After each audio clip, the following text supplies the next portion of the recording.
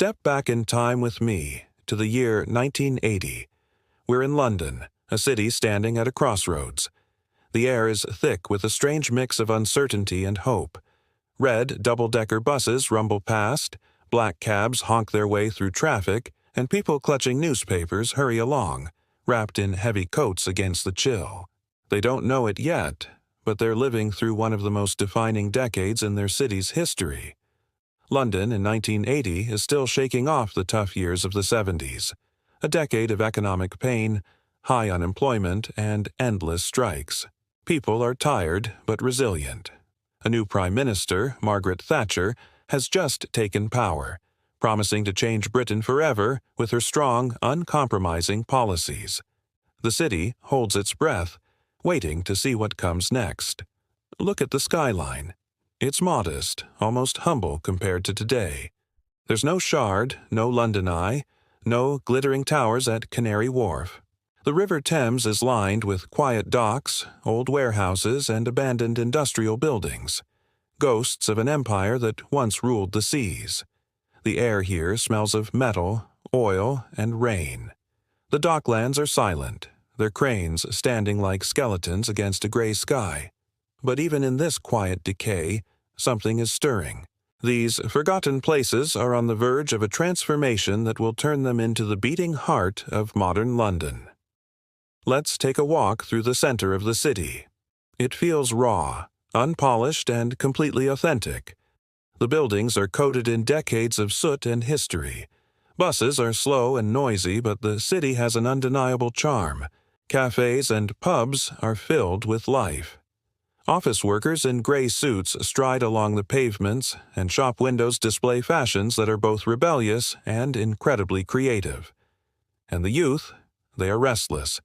They've grown tired of old rules, old music, old traditions. From the streets of Camden to the clubs of Soho, a new generation is forging its own identity. Punk isn't dead. It's still shouting from the rooftops. Ripped jeans, leather jackets, and brightly dyed, spiked hair are a common sight. And this isn't just about fashion. It's a revolution of the spirit. But the true heartbeat of London comes from its people. By 1980, this city has become one of the most multicultural places on Earth. Immigrants from the Caribbean, South Asia, and Africa have brought new languages, new foods, and new traditions. They've filled areas like Brixton, Notting Hill, and Southall with vibrant life. Markets overflow with the smell of exotic spices, and reggae music echoes from small record shops. Families gather in close-knit communities, creating a little piece of home in this vast city. But beneath this incredible energy, there's tension.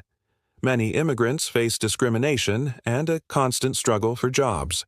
The police are often accused of unfair treatment, and racial inequality is a painful daily reality.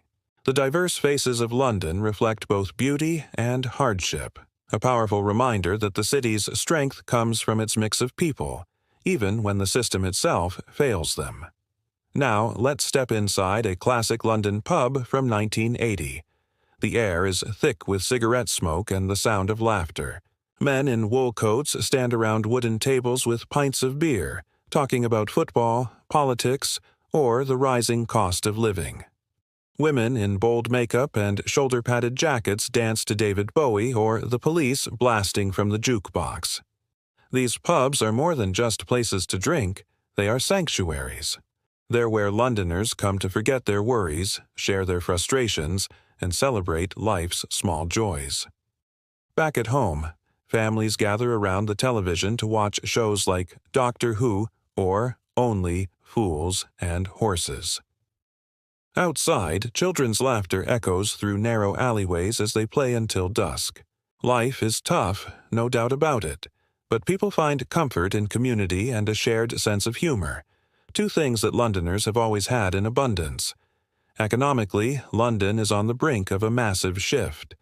The old industries that once defined Britain, shipbuilding, coal mining, manufacturing, are slowly dying out. Thatcher's new government is pushing to open up the economy, privatize industries, and reduce the power of the unions.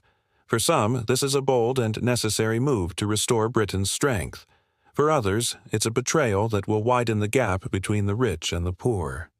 In London, you can already see this change happening. The financial district is beginning to boom, while many working-class neighborhoods are struggling to keep up. Some call it progress, others call it a great divide. Yet, despite all the challenges, London remains a city of dreams. Artists, writers, and musicians find endless inspiration in its beautiful chaos. The streets of Soho are buzzing with creativity. Underground clubs in Covent Garden become breeding grounds for new sounds and radical ideas. The late-night taxis, the neon lights reflecting on wet pavements, the constant rhythm of the city, it all feels like a living, breathing poem. A poem that speaks of struggle, ambition, and endless reinvention. The people of London are survivors. They've weathered wars, recessions, and revolutions before. The 1980s would be just another test of their endurance and their unwavering hope.